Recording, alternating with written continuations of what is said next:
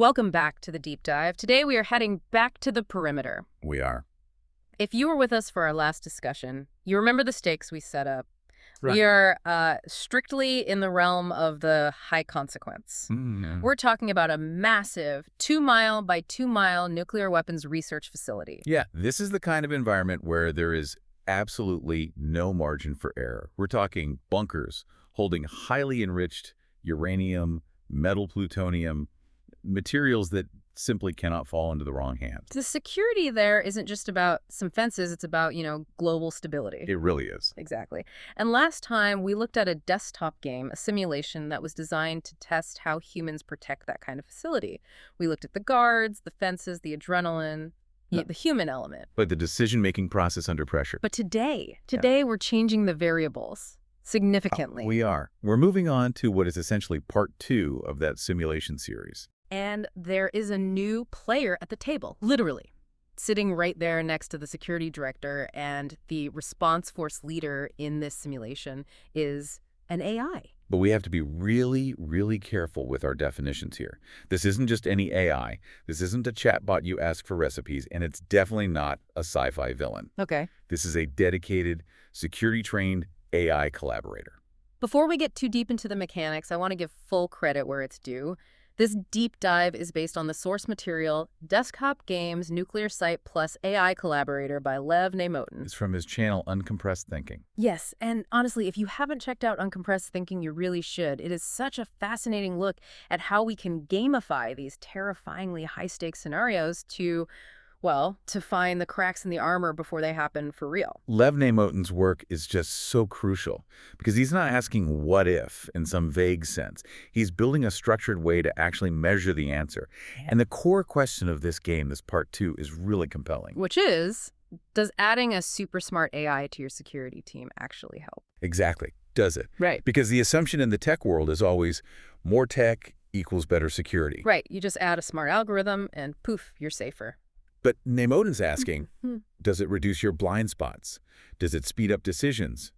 Or does it just add noise and confusion when the alarms are ringing and the adrenaline kicks in? So that's the central mystery the game is designed to solve. It is. And to keep this experiment clean, we need to define the mission for this deep dive. We are looking strictly at the defense. In this specific simulation, the bad guys, the adversaries trying to break in, they do not have AI. Oh, okay, that's a huge distinction. So it's an asymmetric advantage. Exactly. It's a controlled experiment. We're isolating the variable. If both sides had super intelligent AI, it's a totally different game, probably a game of cyber warfare speed. Right. But here, we just want to see if the good guys perform better when they have an AI wingman compared to the baseline human-only team we talked about in part 1. Okay, let's set the board.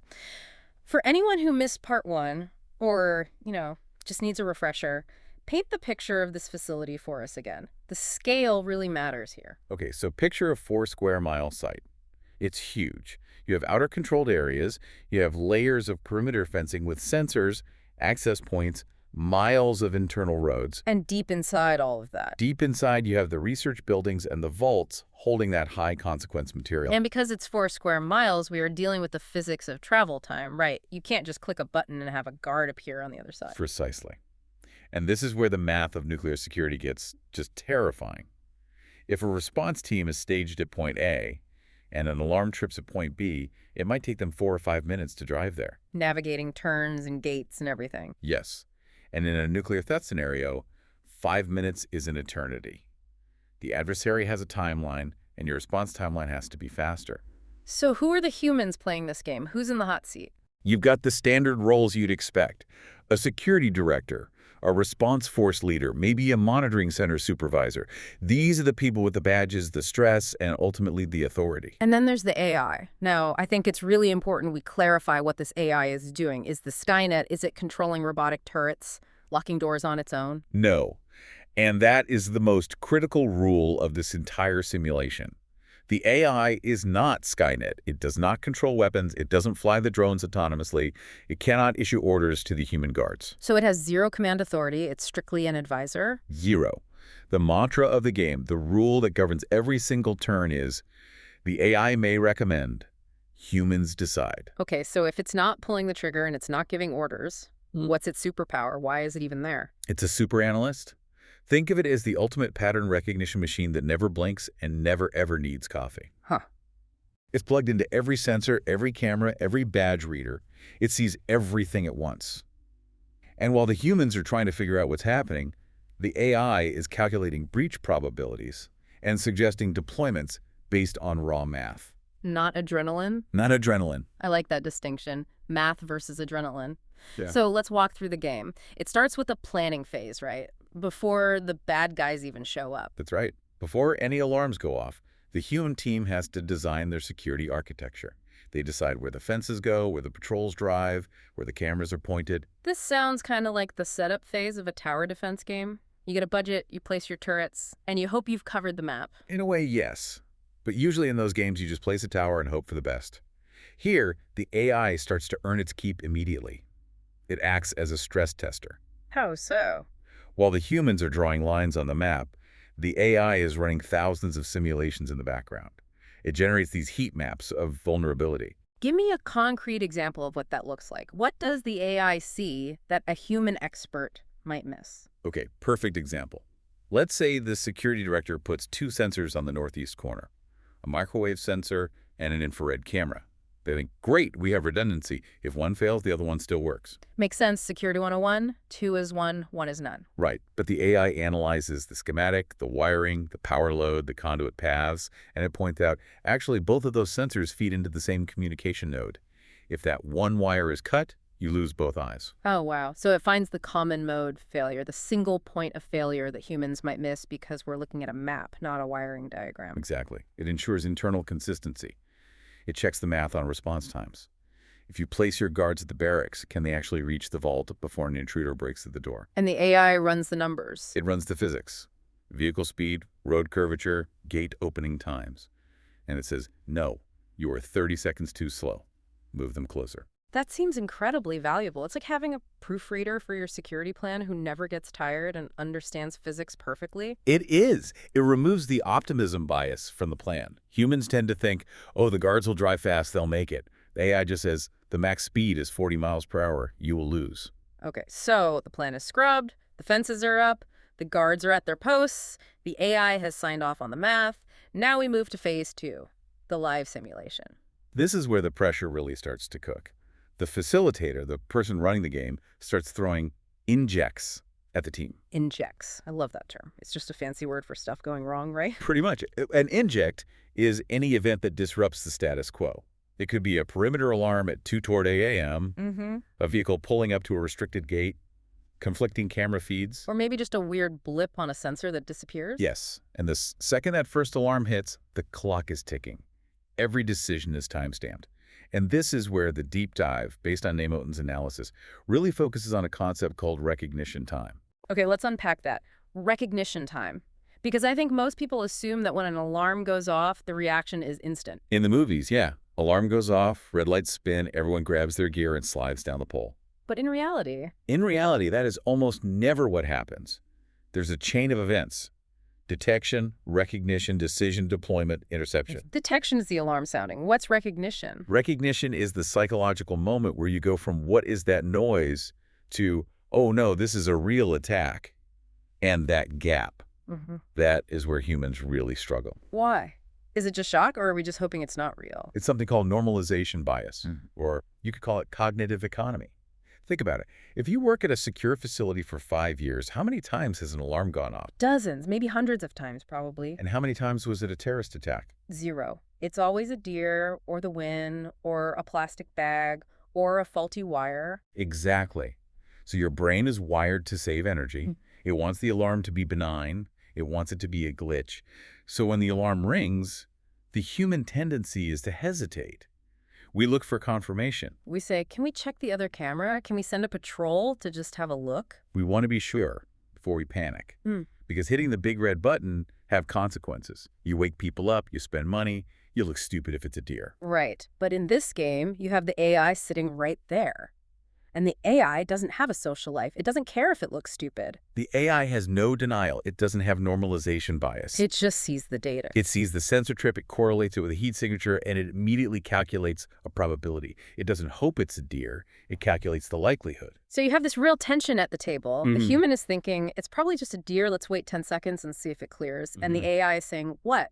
The AI is saying, based on the velocity and heat signature, there is an 80% probability of a hostile breach. If you do not deploy forces in the next 30 seconds, the probability of intercepting them before they reach the vault drops to 0. Oof. That is chilling. It puts a number on your hesitation. It translates that psychological delay into operational risk. And that creates this massive friction. Because remember, the human director is the one in charge. They have to give the order. But now they have this machine whispering in their ear, tick-tock, you are losing your window. Exactly. I can see how that would be incredibly stressful. It's almost like the AI is bullying you with math. It can feel that way. And the simulation is designed to test that very friction. Does the AI help you act faster? Or do you get analysis paralysis? It's analysis paralysis. That's when you have too much info and you just freeze up. Exactly. Imagine the AI isn't just giving you one warning. Imagine it's giving you 3 different options.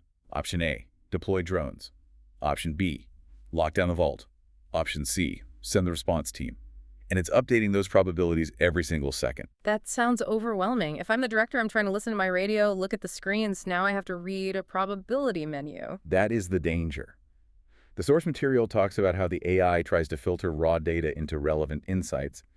But if the human isn't trained to trust it, or if it's giving too much detail, it can actually slow things down. So the human spends valuable seconds trying to understand the AI's logic instead of just acting. Yes. And we also have to talk about the tech integration. The game allows for drones and robots, right? It does. In this Part 2 scenario, the team has access to robotic reconnaissance platforms and drones. But again, the bottleneck is the human. Always a human. The AI might spot a gap in the sensors and say, recommend deploying drone alpha to Sector 7 to cover the blind spot. But the drone doesn't move until the human says yes. So if the human is busy arguing with the monitoring supervisor about whether the alarm is real, the drone just sits there on the pad. And the blind spot remains open. This is why the command structure is so important. The simulation tests if this integrated system, human plus AI, actually accelerates clarity, or if it just increases the mental workload. It's a test of the interface as much as the security. That's a great way to put it. Okay, let's fast forward. The attack's over. Maybe they caught the bad guys, maybe they didn't. What happens next? The after-action review. This is where the real learning happens. In Emotin's model, they reconstruct reality. They rebuild the timeline, second by second. And they were looking specifically at that recognition interval we talked about. They're looking at the timestamps. The alarm went off at 02.0000000. The AI recommended deployment at 02.00000.45. 40 seconds of debate. And in a nuclear scenario, 40 seconds is a lifetime. You could cross 2 fence lines in that time, so they ask, why? What were we discussing during those 40 seconds? Were we being prudent, or were we in denial? It's really measuring the cost of disbelief. That's a great phrase for it, the cost of disbelief. The goal isn't to blame the humans for being human. It's to see if the AI helped reduce that cost. Did the AI's warning make them act at 20 seconds instead of 40? If so, the AI was a success. But what if the AI was wrong? Because false positives happen, right? Sensors glitch, software bugs out. They do. And that's part of the review, too. If the AI screamed attack and it was just a deer and the humans mobilized a massive response, well, now you've wasted resources. You've burned out your guards.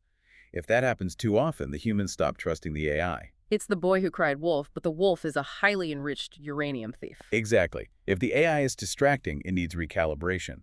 The review looks at the system as a whole. It informs future policy. Maybe the AI needs to be less sensitive, or maybe the humans need to be trained to trust the math more. It sounds like such a delicate balance. You want the AI to be vigilant, but not annoying. And you want the humans to be skeptical, but not slow. And that brings us right to the summary and the key takeaways from the source material. Levny Motin lays out some really specific lessons from running these games. Let's hit them. What's takeaway number 1? Takeaway number 1, cognitive delay is real. You cannot simply buy technology to fix human hesitation. You can have the best sensors in the world, a supercomputer next to you. But if the human brain refuses to believe the alarm, the system fails. That is so true. We love to think a new gadget solves the problem, but the problem is wetware, not software. What's number 2? Takeaway number 2. AI compresses analysis. The AI can do the math distance, speed, probability faster than any human. But, and this is a big but, it cannot take accountability. Right, if the drone accidentally tackles the pizza delivery guy, the AI isn't going to jail. The security director is responsible. Precisely. The algorithm provides the data, the human owns the risk. Which leads directly to takeaway number 3, command structure. Which means Ambiguity is dangerous. In a human-only team, you know who the boss is. In an AI-supported team, it can get blurry. If the AI says go and the director says stop, who do the guards listen to? well, the rules say the human decides. The rules say that, but in the heat of a moment, if the screen is flashing red and the smartest entity in the room is telling you to breach a door, the pressure to obey the algorithm is immense. You need to know exactly who is in charge. It's the GPS effect, right? We drive into lakes because the GPS told us to turn left, even though our eyes saw water. Exactly. We defer to the machine because we assume it knows more. In a nuclear security context, that deference can be fatal if the machine is glitching, or it can be a lifesaver if the machine is right and we are hesitating. It's fascinating that this is all coming from a desktop game. We're not even talking about real-world deployment yet, just the simulation of it. But that's why Nemotin's work on uncompressed thinking is so valuable. By simulating it first, we see these psychological traps before we build the real control rooms. We can see that the hardest vulnerability to fix isn't a hole in the fence. Right. What is it? It's the human brain's refusal to believe the worst is happening. That's a powerful thought. So the nuclear segment of this game series is now complete. We had the baseline human model in part 1, and now this collaborative model in part 2. And the conclusion is really clear. The answer depends not on how smart the algorithm is, but on how clearly the authority is defined. The final synthesis of the report is simple. AI supports. Humans command. AI supports. Humans command. I like that. It keeps the hierarchy clear. It does.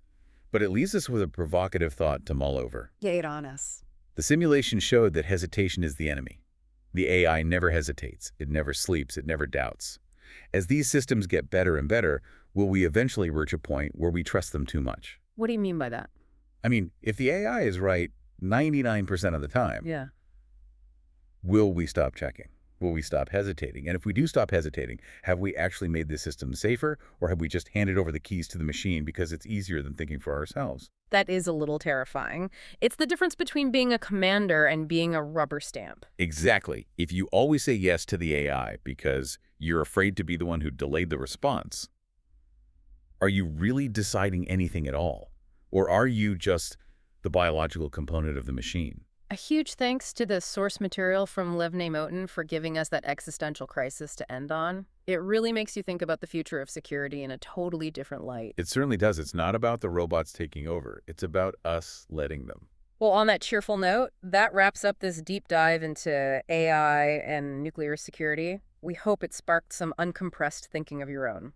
Thanks for listening, and we'll catch you on the next one. Stay curious.